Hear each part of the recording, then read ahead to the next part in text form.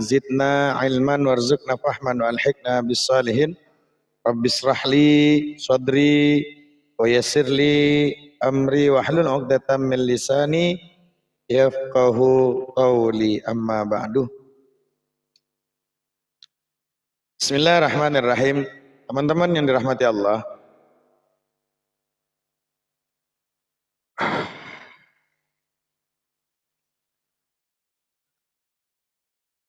sambil siapkan penanya, pensilnya buat teman-teman, siapkan segala sesuatunya untuk bersama-sama niatkan dalam hati untuk duduk di majelis ilmu, belajar.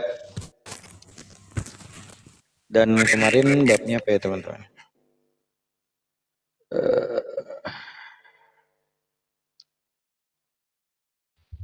Assalamualaikum warahmatullahi Iman, wabarakatuh. ilmu. Waalaikumsalam warahmatullahi wabarakatuh. Kemarin iman, ilmu, dan amal ya. Kemarin ditulis iman, ilmu, dan amal. Bismillahirrahmanirrahim. Teman-teman yang dirahmati Allah, setelah kemarin kita sudah membahas tentang iman, ilmu, dan amal. Itu adalah satu kesatuan. Maka siapkan penanya, pensilnya. Sekarang tentang mengenai masalah penyempurna iman.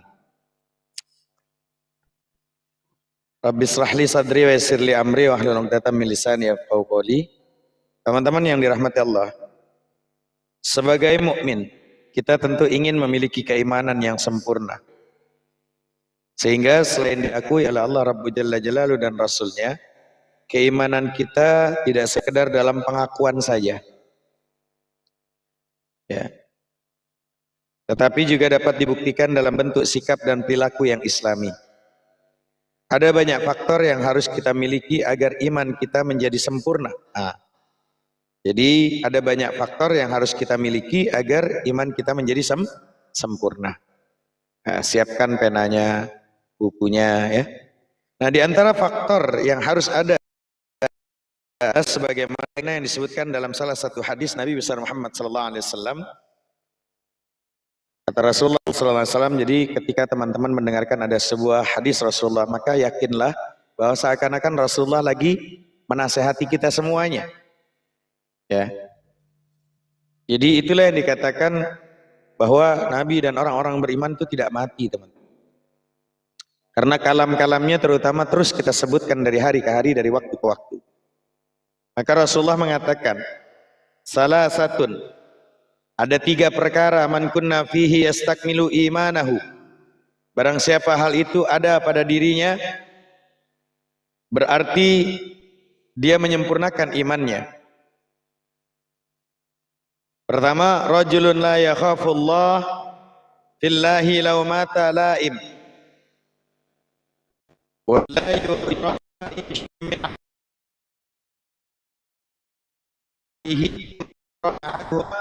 ikhtar amra la khiratil adat dunya. Jadi ada 3 perkara barang siapa hal itu ada pada dirinya, berarti dia menyempurnakan imannya. 1, seseorang yang tidak pernah takut demi agama Allah pada kecaman si pengecam. Itu 1. Jadi seseorang yang tidak pernah takut demi agama Allah pada kecaman si pengecam. Itu 1. Kedua, tidak riya dengan sesuatu dari amalnya.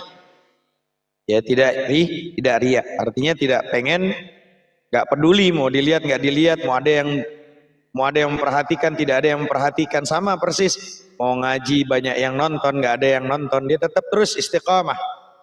Ya, mau 1 kayak muridnya, dia tetap istiqomah, seperti yang nonton 1 miliar orang. Ya, dia tidak riya dengan sesuatu dari amalnya. Dia melakukan perbuatan, ya udah lillahi ta'ala, mau ada yang lihat nggak ada yang lihat gitu. Lalu yang ketiga, apabila 2 perkara dia hadapkan kepadanya, salah satu untuk dunia dan yang lain untuk akhirat, maka dia memilih urusan akhirat daripada urusan dunia. Itu yang ketiga. Hadis riwayat Ibnu Asakir dari Abu Hurairah. Teman-teman yang dirahmati Allah, dari hadis tersebut yang hendak kita uraikan adalah 3 sifat yang harus dimiliki agar iman kita betul-betul sempurna, teman-teman. Pertama, tidak takut celaan dari siapapun yang mencela. Dia nggak takut tuh. Komal, mau ada yang hina dia, caci maki dia, framing dia, fitnah dia, menghina dia. Dia nggak takut, biasa saja. Ya. Kita memahami saudaraku dan menyadari bahwa ketika nilai-nilai keimanan hendak diwujudkan dalam kehidupan sehari-hari, ada banyak hambatan dan tantangan yang harus dihadapi. Salah satu tantangan adalah celaan orang-orang yang mencela. Lagi buka komal, tiba-tiba ada yang kesasar domba, mulai framing, mulai kalimatnya kata dia biasa saja. Biasa saja itu, nggak berpengaruh. Karena itu sebagai muslim sejati yang ingin menyempurnakan keimanan, segala bentuk celaan, baik dengan kata-kata yang kotor, fitnah, teror, maupun ancaman yang menakutkan, tidak akan membuat kita takut lalu mundur dari jalan hidup yang benar. Bagi kita, hal itu merupakan ujian yang tidak menyenangkan. Apabila hal itu dihadapi dan diatasi, akan membuat keimanan kita semakin mantap, teman-teman. Sikap tidak takut terhadap celaan orang yang mencela itu merupakan salah satu dari ciri generasi pilihan untuk menggantikan generasi yang murtad dan tidak konsekuen dalam keimanannya. Allah Subhanahu wa taala berfirman dalam Al-Qur'an dikatakan, wa a'udzubillah bismillah. Ya ayyuhalladzina amanu may yartadda minkum an dinihi fasawfa ya'tillahu biqaumin yuhibbuhum wa yuhibbunahu adzillatin 'alal mu'minina 'izzatin 'alal kafirina yujahiduna fi sabilillah wa la yakhafuna lawmata la'im dzalika fadlullahi yu'tihi man yasha wallahu wasi'un 'alim. Allah berfirman, wahai orang-orang yang beriman. Jadi yang dipanggil orang yang beriman. Waalaikumsalam warahmatullahi wabarakatuh yang sudah hadir. Jadi ya ayyuhalladzina amanu, wahai yang beriman. Jadi kalau yang tidak beriman jangan merasa terpanggil. Di sini yang dipanggil orang yang beriman. Apa kata Allah? Barang siapa mayyartadda minkum an dinihi, barang siapa di antara kamu yang murtad keluar dari agamanya, maka kelak Allah akan mendatangkan satu kaum, dia mencintai mereka dan mereka pun mencintainya, dan bersikap lemah lembut terhadap orang-orang beriman, tetapi bersikap keras terhadap orang-orang kafir yang berjihad di jalan Allah dan yang tidak takut kepada celaan orang yang suka mencela. Itulah karunia Allah yang diberikannya kepada siapa yang dia kehendaki, dan Allah maha halus pemberiannya, maha mengetahui. Maka ini catatannya, teman-teman. Apabila kita berani, tidak takut dan tidak menghiraukan celaan orang-orang yang mencela, mereka yang melakukan celaan akan merasa lelah, bosan, dan mungkin akan berputus asa untuk menggoda kita. Tapi jika hanya dengan kata-kata yang tidak terlalu tajam dan tidak terlalu menakutkan sudah membuat kita mundur dan menghentikan perjuangan menegakkan kebenaran, mereka akan senang dan terus berupaya mematikan potensi keberanian yang ada dalam jiwa kita. Jika kita mau berpihak kepada Allah, meskipun terdapat sedikit kesulitan yang menghadang, Allah Subhanahu wa taala niscaya akan berpihak kepada kita. Allah akan memperkokoh rasa keberanian dalam jiwa dan membuat mereka yang menjadi penghambat tegaknya nilai-nilai kebenaran akan takut dan cemas melihat keberanian kita dalam perjuangan. Keberanian kita berarti kegagalan mereka, meskipun mereka tidak menginginkan terjadi kegagalan. Allah Subhanahu wa taala berfirman dalam surat As-Saff. Tadi suratnya surat Al-Maidah ayat 54 ya, teman-teman. Ini ada surat As-Saff ayat 8. Allah mengatakan, wa'iyadzubillah bismillah, yuriduna liyutfi'u nurallahi biafwahihim wallahu mutimmu nurihi walau karihal kafirun. Mereka hendak memadamkan cahaya agama Allah dengan mulut ucapan-ucapan mereka, tetapi Allah tetap menyempurnakan cahayanya meskipun orang-orang kafir membencinya. Teman-teman yang dirahmati Allah, itu yang pertama. Jadi penyempurna daripada keimanan. Jadi yang pertama itu tidak takut celaan, hinaan, framingan, caci maki, dia tetap terus melangkah. Sifat kedua yang dapat menyempurnakan iman kita adalah ikhlas atau tidak riya. Jadi keikhlasan itu merupakan kunci pokok dalam beramal. Tanpa keikhlasan sebagus dan sebanyak apapun amal seseorang tidak akan bernilai sedikit pun di sisi Allah. Karena itu Islam sangat mencela perbuatan riya, yakni mengharapkan pujian dari orang lain atau melakukan sesuatu bukan karena Allah. Buka komal, berharap ada paus lewat, ada kereta lewat, ada posisi singa lewat, ada anak singa lewat. Ini nggak ikhlas. Jadi kalau dia buka komal, oh nggak ada yang tapping, nggak ada yang ngasih nggak ada yang ngasih koin, wah mulai risau dia, berarti kurang keikhlasan. Ya, dia nggak peduli, mau ada yang ngasih, nggak ada yang ngasih, mau ada yang dengar, tidak ada yang dengar. Dia ingin terus berdakwah menyampaikan kebenaran. Barangkali dengan cara menyampaikan kebenaran itu Allah ridho kepada kita. Karena dia hanya ingin menyampaikan kebenaran itu. Mau ada yang mendengar, mau ada pengikut, tidak ada yang pengikutnya. Karena dia melakukannya karena lillahi ta'ala. Innas salati wa nusuki wa mahyaya wa mamati lillah. Gak riak dia, gak ingin dilihat orang. Jadi riak merupakan salah satu sifat kemunafikan yang utama. Jika riak dalam beramal ada dalam jiwa kita, keimanan kita bukan hanya menjadi tidak sempurna, tetapi justru bertambah rusak, serta akan mengalami kerusakan yang semakin parah.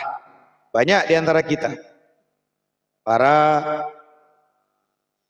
tiktokers yang lagi buka komal, ya, terlihat, wah mulai nggak ada yang nonton nih, akhirnya dia nggak semangat, akhirnya tutup komalnya. Kenapa? Dia riya. Dia ingin dilihat oleh orang lain. Nah ini salah satunya. Jadi itu cara penguat keimanan. Jangan sampai memiliki yang kedua ini riya. Ingin kalau buka komal yang nonton banyak, ada yang ngasih singa, ada yang ngasih kereta, pesawat kalau perlu, ikan cere. Ya. Jadi ini yang harus kita hati-hati. Ya. Karena tidak akan sempurna, tapi justru bertambah rusak tuh keimanannya kita. Karena itu Rasulullah paling khawatir terhadap kemungkinan umatnya memiliki perilaku syirik kecil ini. Hal ini dinyatakan dalam hadis Rasulullah. Riya termasuk daripada syirik kecil, teman-teman. Dalam hadis riwayat Imam Ahmad dikatakan, kata Rasulullah, inna akhwafa ma akhafu alaikum syirkul asghar. Sesungguhnya yang paling aku takutkan atas kamu adalah syirik yang paling kecil. Qalu wa ma syirkul asghar ya Rasulullah. Lalu sahabat bertanya, apakah syirik yang paling kecil itu ya Rasulullah? Qala ar-riya. Rasulullah menjawab, syirik kecil itu adalah riya. Jadi riya dalam beramal akan membuat seseorang merasa berat melakukan sesuatu, meskipun sesuatu yang dilakukan sebenarnya tidak berat. Apalagi jika ternyata pujian orang lain tidak diperoleh. Sementara itu, keikhlasan akan membuat seseorang akan merasakan perasaan yang ringan dalam melakukan sesuatu, meskipun sesuatu yang dilaksanakan sangat berat. Bahkan disertai dengan celaan orang lain dan berbagai hambatan lain. Orang yang ikhlas akan konsisten melakukan sesuatu kebajikan. Dia kalau dikasih posisi sehat badannya, pas posisi waktunya pas istiqamah, dia bikin komalnya, buka komalnya, continue dia, buka kajian terus, mau ada yang nonton, tak ada yang nonton. Rutin dia, istiqamah dia, gak peduli. Ujian, mau ada yang menghina, mau ada yang caci maki, dia gak peduli. Jadi orang ikhlasnya akan konsisten melakukan sesuatu kebajikan. Dia tidak akan dia namanya bersemangat dalam kebajikan karena dipuji. Dan dia tidak akan mundur karena dicela. Ya. Waalaikumsalam warahmatullahi yang sudah hadir. Jadi agar keikhlasan dapat dimiliki dan terpelihara terus, kita harus melakukan sesuatu karena panggilan iman, bukan karena panggilan manusia, teman-teman. Ya, kita mengingat terus bahaya riya, menyadari dan merasakan nikmat ikhlas kepada riya. Selain itu, kita juga selalu memohon perlindungan kepada Allah dari gangguan setan yang menghembuskan sifat riya ke dalam jiwa kita. Karena dia termasuk syirkul asghar, kata Rasulullah. Syirik kecil, hati-hati. Ketika keikhlasan sudah dimiliki, dijaga dan dipertahankan dengan baik, setan pun menyadari betapa sulitnya menggoda dan menyesatkan orang-orang yang ikhlas. Mukhlis, orangnya disebut mukhlis, teman-teman. Jadi ibarat peperangan dalam menghadapi musuh yang ikhlas, setan sudah merasa kalah sebelum bertarung. Hal tersebut dikemukakan oleh setan sebagaimana yang telah Allah ceritakan dalam firman-Nya dalam surat Al-Hijr ayat 39 sampai 40. Apa katanya? Allah menceritakan ke setan, ayat billahi qala rabbi bima aghwaytani la uzayyinanna lahum fil ardi wa la ughwiyannahum ajma'in illa ibadaka minhumul mukhlasin. Jadi iblis berkata nih, apa kata iblis dalam Al-Quran? Tuhanku ya Allah, oleh karena engkau telah memutuskan bahwa aku sesat, aku pasti akan jadikan kejahatan terasa indah bagi mereka di bumi, dan aku akan menyesatkan mereka semuanya, kata iblis.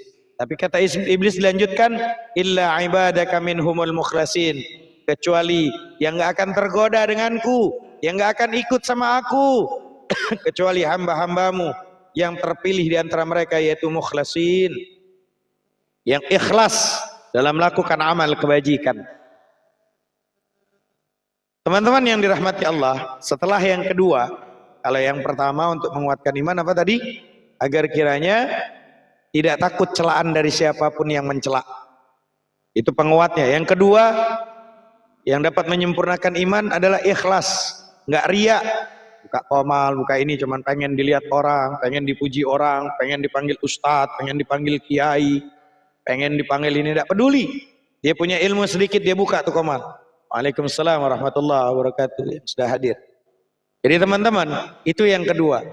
Dan yang ketiga, ya, penyempurna iman yang ketiga yang harus kita miliki, yang terakhir ini adalah mengutamakan urusan akhirat. Ini bukan kata saya, ini kata Rasulullah SAW dalam hadisnya yang masyhur tadi, ya, Imam Abu Hurairah mengatakan itu. Yang ketiga itu imannya untuk sempurna bagaimana? Harus kita miliki adalah mengutamakan urusan akhirat daripada hal yang bersifat duniawi. Teman-teman yang dirahmati Allah, dalam hidup ini, dalam kehidupan kita sehari-hari kawan-kawan, kita seringkali berada pada dua pilihan. Ada saat kita harus memilih satu di antara dua, betul? Ada kan? Pada saat ini ada pilihan. Assalamualaikum warahmatullahi wabarakatuh. Ketika kita dalam kehidupan pasti ada dua pilihan nih. Ya, biasanya itu terjadi. Urusan duniawi atau urusan ukhrawi. Sebenarnya kawan-kawan, dunia dan akhirat bukan sesuatu yang harus kita pertentangkan. Tapi ketika sesuatu yang kita hadapi memang terdapat pertentangan, kenikmatan duniawi tidak sejalan dengan kenikmatan dan kepentingan ukhrawi, sebagai muslim yang ingin menyempurnakan keimanan, pilihan kita jatuh pada hal-hal yang tidak bertentangan dengan kenikmatan dan kepentingan ukhrawi, teman-teman. Menurut daripada seorang ulama ahli tafsir Muhammad Quraisy Shihab, dalam tafsirnya, dunia ini disebut dunia karena secara harfiah berasal dari kata dana'a yang berarti dekat atau melekat. Ya, dekat dan melekat, dana'a. Maka kenikmatan atau urusan dunia adalah hal-hal yang dekat dan lekat dengan kehidupan kita sekarang. Ada juga yang berpendapat jika disebut seorang berlomba-lomba mencari kehidupan dunia, seseorang merasa paling berhak atas dunia ini lalu menganggap orang lain tidak berhak. Hal itulah yang membuatnya melakukan tindakan yang salah terhadap orang lain. Adapun akhirat berasal daripada akhir, yang berarti sesuatu yang bukan sekarang atau masih jauh. Akhirat berarti akhir, sesuatu yang bukan sekarang atau masih jauh. Maka kenikmatan atau urusan akhirat ada hal-hal kenikmatannya masih jauh, yakni bagian akhir dari fase kehidupan. Tapi ketika kepentingan ukhrawi diutamakan, bukan berarti seseorang sama sekali tidak dapat merasakan kenikmatan dalam kehidupan di dunia. Dia tetap dapat merasakan kenikmatan tanpa harus mengabaikan nilai-nilai kebenaran. Nah, dengan demikian, ketika seseorang mengutamakan urusan akhirat ketimbang dunia, itu artinya dia mencapai sesuatu yang tidak semata-mata yang penting dapat dirasakan kenikmatannya di dunia, tapi juga harus dapat dinikmati di kehidupan akhirat. Karena itu, keutamaan urusan akhirat akan membuat seseorang tidak akan menghalalkan segala cara dalam memperoleh kenikmatan duniawi. Peribahasa mengatakan bahwa menanam rumput tidak akan mungkin tumbuh padi, tapi menanam padi akan tumbuh juga rumputnya. Betul teman-teman? Nah, oleh karena itu, saat kita ingin menyempurnakan iman dan ada dua pilihan, urusan dunia saja dengan menghalalkan segala cara, atau urusan akhirat yang berarti bagian dunia juga kita peroleh dengan cara yang halal.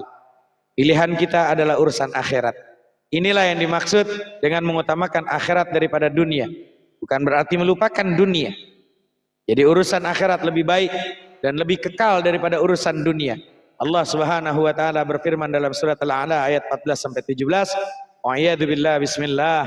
Qad aflaha man tazakka wa dzakara isma rabbih fasalla bal tu'thirunal hayatad dunya wal akhiratu khairu wa abqa." Sungguh beruntung orang yang menyucikan diri dengan beriman dan mengingat nama Tuhannya, lalu dia salat, sedangkan kamu orang-orang kafir memilih kehidupan dunia, padahal kehidupan akhirat itu lebih baik dan lebih kekal. Pada akhirnya kawan-kawan, saya tutup, menjadi jelas bagi kita bahwa untuk memiliki iman yang sempurna dituntut perjuangan dan kesungguhan dengan memungkinkan dengan kemungkinan resiko yang besar dan tidak menyenangkan dalam kehidupan dunia saja, tapi karena lebih baik, lebih mulia, lebih kekal, hal itu akan kita capai semaksimal mungkin kalau kita memiliki 3 hal ini, teman-teman. Jadi kalau teman-teman sudah catat, maka penyempurna daripada iman yang pertama adalah tidak takut celaan dari siapapun yang mencela. Qamal niatillahi ta'ala, mau ada yang caci maki, menghina, tidak peduli. Bismillah, saya lakukan karena Allah. Ya, untuk silaturahmi, untuk edukasi, untuk saling sharing. Ya. Yang kedua, yang dapat menyempurnakan iman adalah ikhlas. Lakukan ya ikhlas. Saya tidak butuh macam-macam. Ada yang memberi, tidak ada yang memberi. Ada yang muji, nggak ada yang muji. Tak peduli. Ya, dia nggak riak dia. Ya, ikhlas karena Allah. Innas salati wa nusuki wa mahyaya wa mamati lillah. Bahkan yang terakhir, yang ketiga, yang harus kita miliki, keutamaan urusan akhirat daripada hal-hal yang bersifat duniawi. Ya, kalaupun dapat urusan dunia, dia nggak mungkin lupa dengan urusan akhirat. Berharta dia, semakin banyak hartanya, semakin banyak sedekahnya.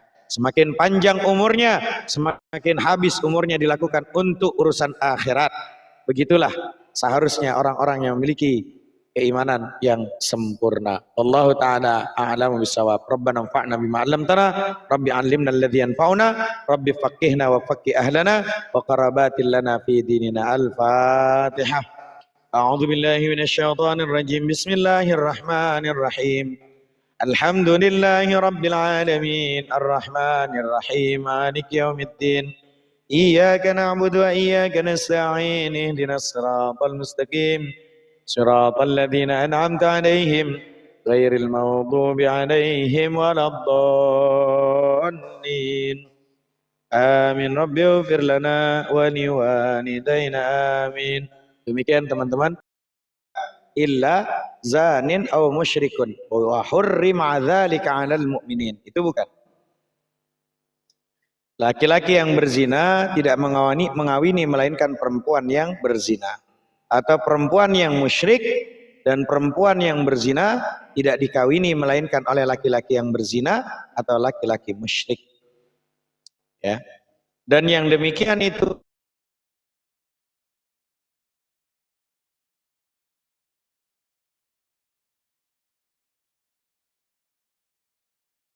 ya, atau wanita musyrikah.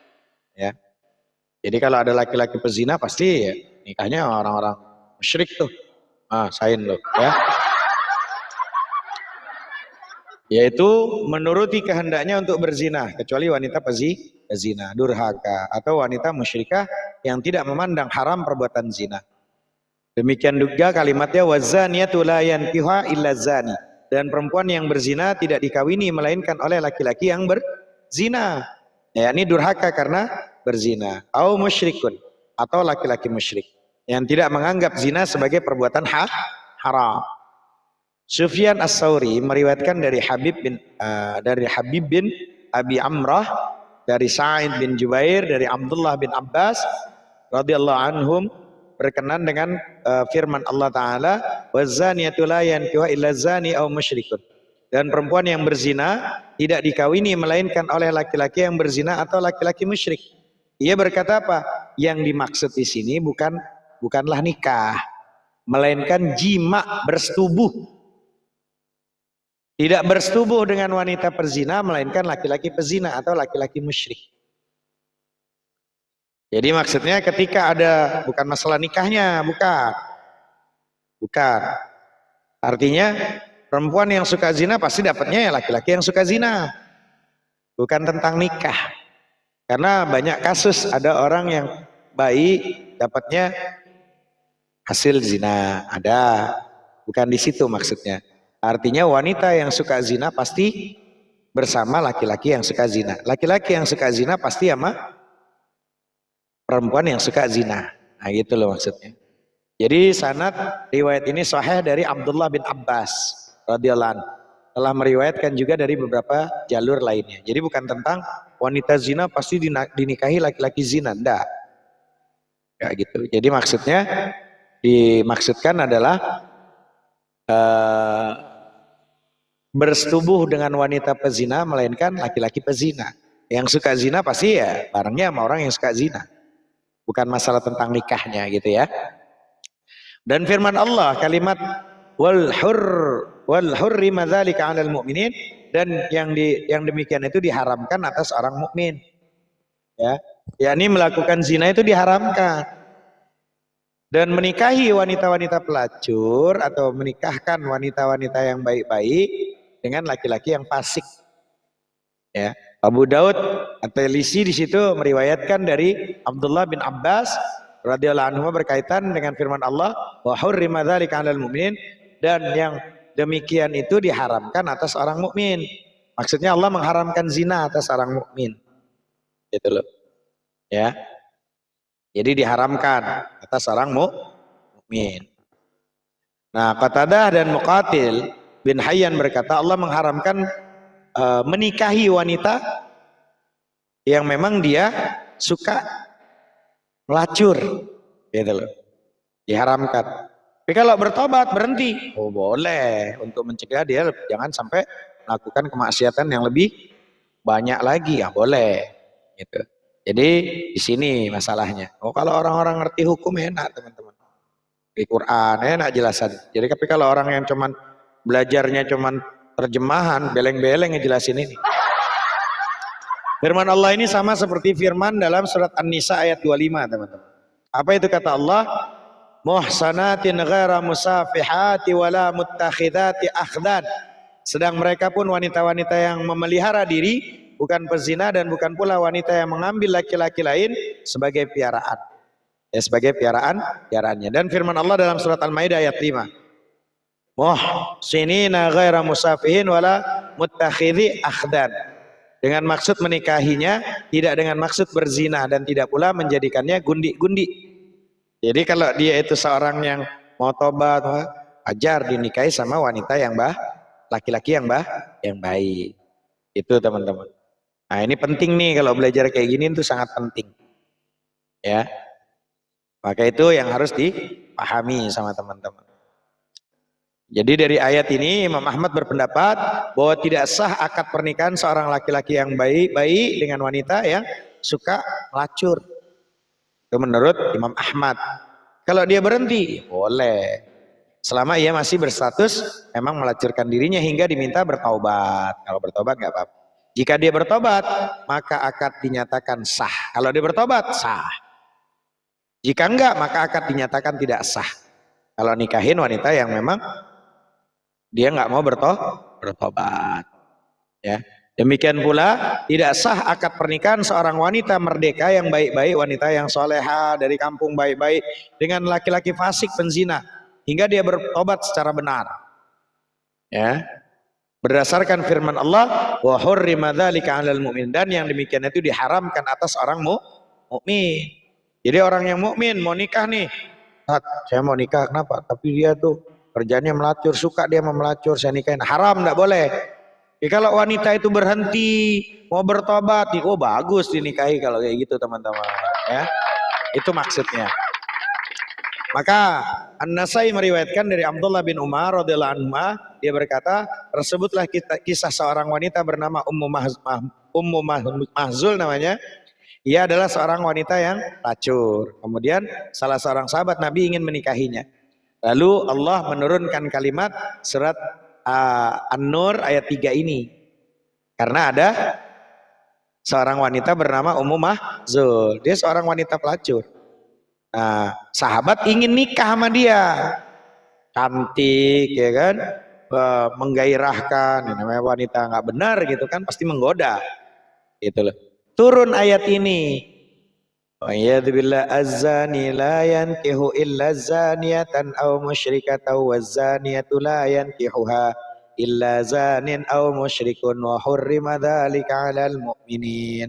Itu asbabun nuzulnya. Sebab musabab surat An-Nur ayat 3 turun karena ada seorang wanita yang bernama Ummu Mahzul. Dia adalah seorang wanita pelacur, kemudian salah seorang sahabat Nabi ingin menikahinya, gitu loh teman-teman. Maka disitulah kalimatnya bahwa laki-laki yang berzina tidak mengawini melainkan perempuan yang berzina atau perempuan yang musyrik. Yang pasti nikahin wanita pezina.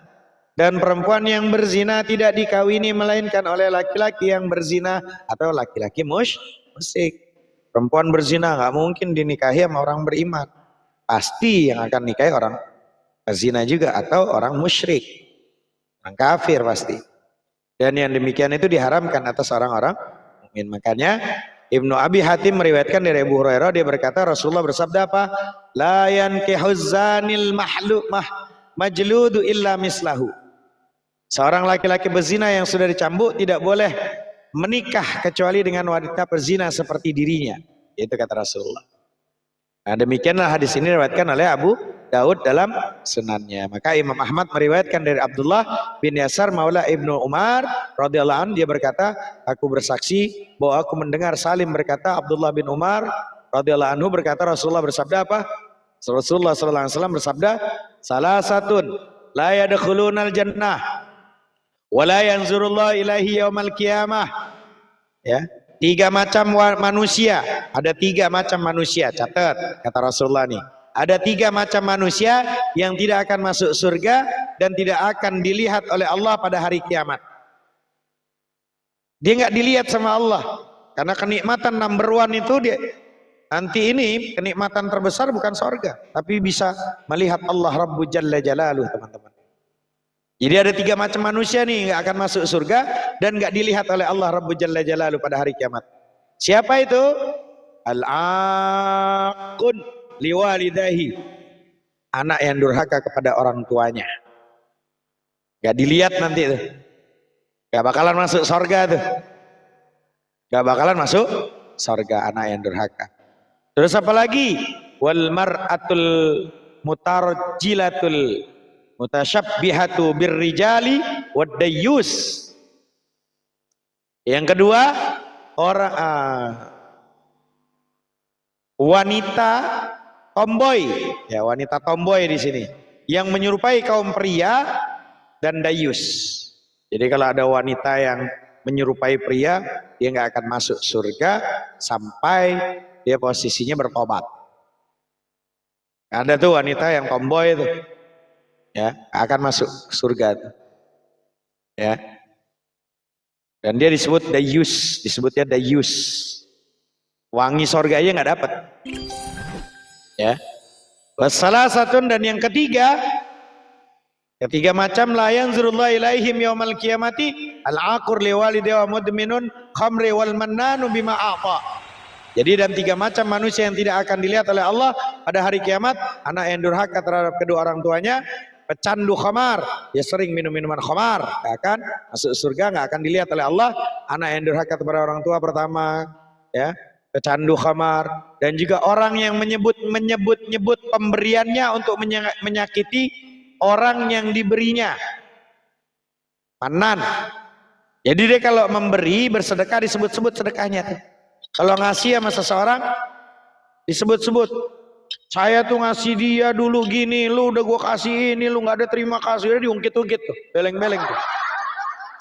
Lu nggak akan dilihat sama Allah tuh, ya, nggak akan dilihat sama Allah. Nah itu hati-hati tuh teman-teman, ya, perhatikan betul tuh, ya.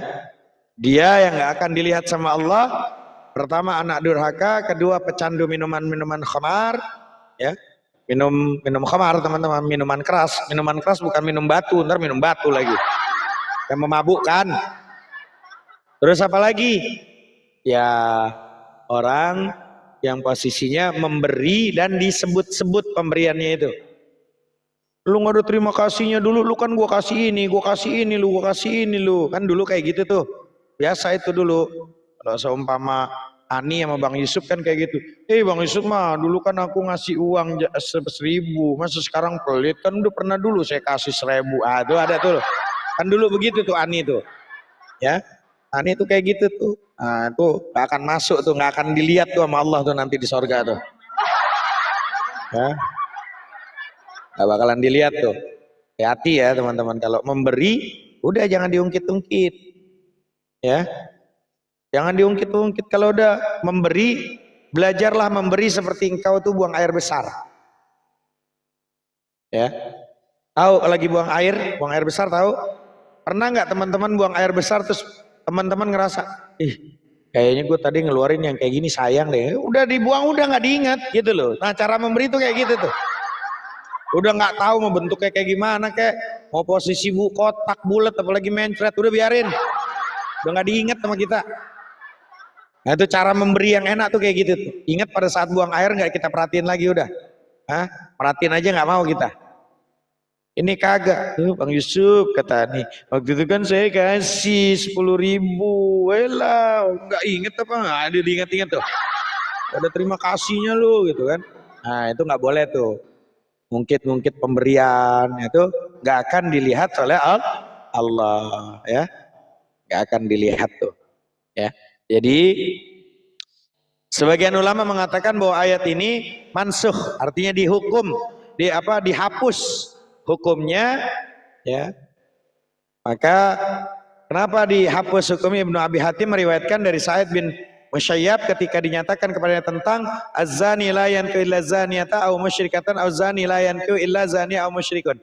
Nah di sini beliau berkata ada yang mengatakan bahwa ayat ini dihapus oleh ayat sesudahnya. Apa itu? Surat An-Nur ayat 32. Dihapus oleh surat An-Nur ayat 3. Tulisannya ada ya, di Qur'annya tertulis tapi hukumnya sudah tidak terpakai. Ya. Dihapusnya oleh ayat berapa? An-Nur ayat 32. Wankihul ayyama minkum, dan kawinkanlah orang-orang yang sendirian di antara kamu. Nah, ini pentingnya ngaji itu kayak gini.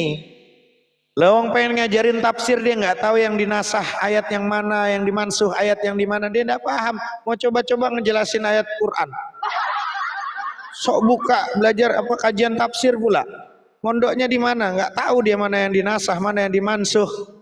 Udah bahkan ada yang mengatakan bahwa maksudnya adalah orang-orang yang sendirian di antara kaum muslimin. Demikian pula diriwayatkan oleh Abu Ubaid Al-Qasim bin Salam ya, dalam kitabnya An-Nasikh wal Mansukh dari Sa'id bin Al-Musayyab, dan ditegaskan pula oleh Al-Imam Abu Abdullah Muhammad bin Idris As-Syafi'i, yaitu Imam Asy-Syafi'i. Itu jawabannya buat teman-teman yang tadi bertanya tentang surat An-Nur ayat.